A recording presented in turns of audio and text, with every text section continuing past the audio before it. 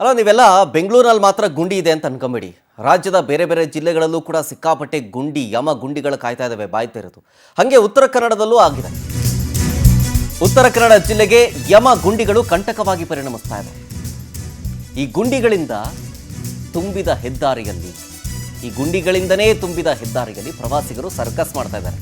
ಹೆದ್ದಾರಿ ಗುಂಡಿಗಳ ನಡುವೆ ಪ್ರಯಾಣಿಸಬೇಕಾದಂತಹ ಪರಿಸ್ಥಿತಿ. ಶಿರಸಿ ಕುಮಟಾ ರಸ್ತೆಯಲ್ಲಿ ಭಾರಿ ವಾಹನ ಸಂಚಾರಕ್ಕೆ ನಿಷೇಧವನ್ನು ಹೇರಲಾಗಿದೆ. ಪರ್ಯಾಯ ರಸ್ತೆಯಲ್ಲಿನ ಪ್ರಯಾಣವೂ ಕೂಡ ಆ ದೇವರಿಗೇ ಪ್ರೀತಿ.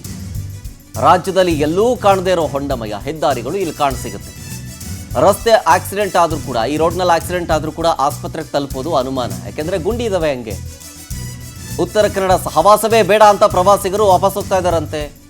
ಯಾರಾದರೂ ಹೋಗಿ ಬಂದಿರೋರು ಇದ್ರೆ ಉತ್ತರ ಕನ್ನಡ ಭಾಗಕ್ಕೆ ಹೋಗಬೇಡಿ ಕಣ್ರಪ್ಪ, ಅಲ್ಲಿ ರೋಡ್ ಸರಿ ಇಲ್ಲ, ಹೋಗೋಕ್ಕಾಗಲ್ಲ, ನೀವು ದಯವಿಟ್ಟು ಆ ಕಡೆ ಟ್ರಿಪ್ಗಂತ ಹೋಗಲೇಬೇಡಿ ಅಂತ ಹೇಳ್ತಿದ್ದಾರೆ.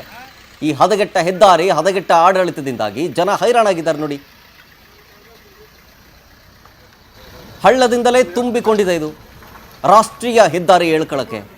ಈ ರಾಷ್ಟ್ರೀಯ ಹೆದ್ದಾರಿಯಲ್ಲಿ ಬೇರೆ ರಾಜ್ಯದವರು ಓಡಾಡಿದ್ರೆ ಅಲ್ಲೂ ಮಾನ ಮರ್ಯಾದೆ ಹರಾಜಾಗೋದು ನೋಡಿ. ಅಲ್ಲಿ ಆ ಹಳ್ಳದಲ್ಲಿ ಹೋಗ್ಬೇಕಲ್ಲ ಅಂತ ಅಂದ್ಬಿಟ್ಟು ವಾಪಸ್ ಯೂಟರ್ನ್ ನೋಡ್ಕೊಂಡು ಹೋಗ್ತಿದ್ದಾರೆ. ನಾವು ಬಾದಾಮಿಯಿಂದ ಬಂದಿದ್ದೀವಿ, ಬಾಗಲಕೋಟೆ ಡಿಸ್ಟ್ರಿಕ್ಟ್ ಇಂದ ಬಂದಿದ್ದೀವಿ. ಇಲ್ಲಿ ಕಾನ್ಫರೆನ್ಸ್ ಇದೆ ನಾಳೆ. ರಾತ್ರಿ ಎಲ್ಲ ನಮ್ದು ಜರ್ನಿ, ವರ್ಸ್ಟ್ ಜರ್ನಿ. ಎಂಟೈರ್ ಬಾಗಲಕೋಟೆಯಿಂದ ಇಲ್ಲಿ ಬರ್ಬೇಕಾದ್ರೆ ನಮ್ದು ಬಸ್ ನಲ್ಲಿ ಪ್ರಯಾಣ ಮಾಡ್ಬೇಕಾದ್ರೆ ಭಯಂಕರ ತ್ರಾಸಾಗಿದೆ. ನಿಜವಾಗಿ ಹೇಳ್ಬೇಕಂದ್ರೆ ರೋಡ್ ಅಂತೂ ವರ್ಸ್ಟ್ ರೋಡ್. ನಾವು ಮೋಸ್ಟ್ಲಿ ನಮ್ಮ ಏರಿಯಾದಲ್ಲಿಕ್ಕಿಂತನೂ ನಾವು ಅದೇನೆ ಮಾತಾಡ್ತಾ ಇದ್ವಿ. ಹೈದರಾಬಾದ್ ಕರ್ನಾಟಕ ಹಿಂದುಳಿದ ಪ್ರದೇಶ ಅಂತ ನಾವು ಹೇಳ್ತಾ ಇದೀವಿ, ಬಟ್ ಅದಕ್ಕಿಂತಲೂ ವರ್ಸ್ಟ್ ಇದೆ ಇಲ್ಲಿ. ನಿಜವಾಗಿ ಇಲ್ಲಿ ಪ್ರವಾಸೋದ್ಯಮ ಇಂಪಾರ್ಟೆಂಟ್ ಇದೆ, ಬಟ್ ಆದ್ರೂ ಇಲ್ಲಿ ಏನು ಡೆವಲಪ್ಮೆಂಟ್ಸ್ ಏನಿಲ್ಲ. ಏನಾದ್ರೂ ಆದ್ರೂ ಪ್ರವಾಸಿಗರು ಸಾಕಷ್ಟು ಸಂಖ್ಯೆಯಲ್ಲಿ ನಿಸರ್ಗವನ್ನ ಸೌಂದರ್ಯಿಸಲಿಕ್ಕೆ ಉತ್ತರ ಕನ್ನಡ ಜಿಲ್ಲೆಗೆ ಬಂದಿದ್ದಾರೆ. ದಸರಾ ರಜೆಯಲ್ಲಿ ಅಂತೂ ಸಾಕಷ್ಟು ಬೆಂಗಳೂರು, ಮುಂಬೈಗಳಿಂದ ಇಲ್ಲಿ ಅನೇಕ ಪ್ರವಾಸಿ ತಾಣಗಳಿಗೆ ಭೇಟಿ ಕೊಟ್ಟು ಬಹಳ ಖುಷಿಯಿಂದ ಹಿಂತಿರುಗಿದ್ದಾರೆ. ಆದ್ರೆ ಇಲ್ಲಿಯ ರಸ್ತೆ ಸಂಪರ್ಕ ಬಗ್ಗೆ ಎಲ್ಲರೂ ಕಂಪ್ಲೇಂಟ್ ಇತ್ತು. ಇವನ್ನು ವಡ್ಡಿ ರಸ್ತೆ ಇರಲಿ ಅಥವಾ ಮತ್ತೆ ದೇವಿಮನೆ ರಸ್ತೆ, ಮತ್ತೆ ಮೇನ್ ಆಗಿ ಅವರು ಅಸಮಾಧಾನಗೊಂಡಿದ್ದು ಹುಬ್ಳಿ ಎಲ್ಲ ಅಂಕೋಲ ರಸ್ತೆ ಹೈವೇ. ಈ ರಸ್ತೆಯಲ್ಲಿ ಹೋಗುವುದು ಅಂತ ಹೇಳಿ ಬೇರೆ ಯಾವ್ದಾದ್ರು ವ್ಯವಸ್ಥೆ ಇದೆಯಾ, ಸುತ್ತಾಕೊಂಡು ಹೋಗ್ಬೇಕಾ ಅಂತ ಬಗ್ಗೆ ನಮ್ಮಲ್ಲಿ ವಿಚಾರಿಸಿದ್ದು ಕಂಡು ಬಂತು. ಈ ರಸ್ತೆ ಸಂಪರ್ಕ ಇಲ್ಲದಿರೋದ್ರಿಂದ ಸಾಕಷ್ಟು ಪ್ರವಾಸಿಗರು ತೊಂದರೆಗೀಡಾಗಿದ್ದಾರೆ, ಮತ್ತೆ ತಮ್ಮ ಅಸಮಾಧಾನವನ್ನ ಸಹ ವ್ಯಕ್ತಪಡಿದ್ದಾರೆ. ಮೇನ್ ಆಗಿ ನಮ್ಮ ಘಟ್ಟದ ಮೇಲ್ಭಾಗದಿಂದ ಉತ್ತರ ಕನ್ನಡವನ್ನು ಸಂಪರ್ಕಿಸುವ ಘಟ್ಟದ ರಸ್ತೆ ಹಾಳಾಗಿರುವುದು ಪ್ರವಾಸಿಗರಿಗೆ ಬಹಳಷ್ಟು ಅಸಮಾಧಾನ. ಡೀಟೇಲ್ಸ್ ಕೊಡ್ತಾರೆ ಇದ್ರ ಬಗ್ಗೆ ನಮ್ಮ ಪ್ರತಿನಿಧಿ ಉದಯ್ ಬರ್ಗಿ ಫೋನ್ ಸಂಪರ್ಕದಲ್ಲಿ. ಉದಯ್, ಬೆಂಗಳೂರಿನಲ್ಲಿ ಮಾತ್ರ ಈ ಗುಂಡಿ ಗಂಡಾಂತರಗಳಿದ್ದಾವೆ ಅಂತ ಎಲ್ಲರೂ ಅನ್ಕೊಂಡಿದ್ರು.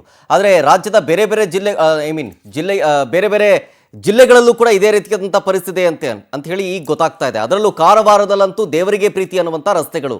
ಹೆಂಗಿದೆ ಸಿಚುವೇಶನ್ ಅಲ್ಲಿ?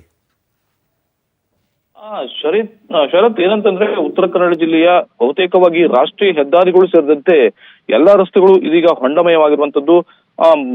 ಮೊದಲನೇದಾಗಿ ಉತ್ತರ ಕನ್ನಡ ಜಿಲ್ಲೆ ಪ್ರಮುಖವಾಗಿ ಪ್ರವಾಸಿ ತಾಣ ಆಗಿದೆ. ಹೀಗಾಗಿ ಜಿಲ್ಲೆಗೆ ರಾಜ್ಯದ ಬೇರೆ ಬೇರೆ ಜಿಲ್ಲೆಗಳಿಂದ ಮತ್ತು ಹೊರ ಜಿಲ್ಲೆಗಳಿಂದ ಕೂಡ ಸಾಕಷ್ಟು ಪ್ರವಾಸಿಗರು ಉತ್ತರ ಕನ್ನಡ ಜಿಲ್ಲೆಗೆ ಆಗಮಿಸುವಂಥದ್ದು. ಆದ್ರೆ ಈಗ ಹೆದ್ದಾರಿಗಳಲ್ಲಿ ಹೊಂಡ ಬಿದ್ದಿರ್ತಕ್ಕಂಥ ಹಿನ್ನೆಲೆಯಲ್ಲಿ ಇನ್ನು ರಸ್ತೆ ಎಲ್ಲಿದೆ, ಹೊಂಡ ಎಲ್ಲಿದೆ ಅನ್ನುವಂಥದ್ದು ಗೊತ್ತಾಗದಿರುವಂತಹ ಪರಿಸ್ಥಿತಿ ಈಗ ನಿರ್ಮಾಣವಾಗಿದೆ. ಇಲ್ಲಿ ಬಂದಂತಕ್ಕ ಪ್ರವಾಸಿಗರು ಸಾಕಪ್ಪೋ ಸಾಕು ಅನ್ನುವಂತ ಪರಿಸ್ಥಿತಿ ಈಗ ಅವರಿಗೆ ಎದುರಾಗಿರುತ್ತದೆ. ಯಾಕಾದ್ರೂ ನಾವು ಈ ಜಿಲ್ಲೆಗೆ ಬಂದ್ವಿ ಅನ್ನುವಂತ ಮಾತುಗಳನ್ನ ಆಡ್ತಾರೆ. ಈಗಾಗಲೇ ಸಾಕಷ್ಟು ಪ್ರವಾಸಿಗರು ಈ ಉತ್ತರ ಕನ್ನಡ ಜಿಲ್ಲೆ ಪ್ರವಾಸ ಬರೋದಕ್ಕೆ ಹಿಂದೇಟನ ಹಾಕ್ತಾ ಇದ್ದಾರೆ. ಇದಕ್ಕೆ ಪ್ರಮುಖ ಕಾರಣ ಅಂತಂದ್ರೆ ರಾಷ್ಟ್ರೀಯ ಹೆದ್ದಾರಿಗಳಲ್ಲಿ ಬಿದ್ದಿರ್ತಕ್ಕಂಥ ಹೊಂಡಗಳು. ಪ್ರಮುಖ ಹೆದ್ದಾರಿಗಳಂತಂದ್ರೆ ಅಂಕೋಲ ಮತ್ತು ಯಲ್ಲಾಪುರ ಏನು ಸಂಪರ್ಕ ಹೆದ್ದಾರಿ ಇದೆ, ಇದು ಕೂಡ ಸಂಪೂರ್ಣವಾಗಿ ಹದಗೆಟ್ಟಿರುವಂತದ್ದು.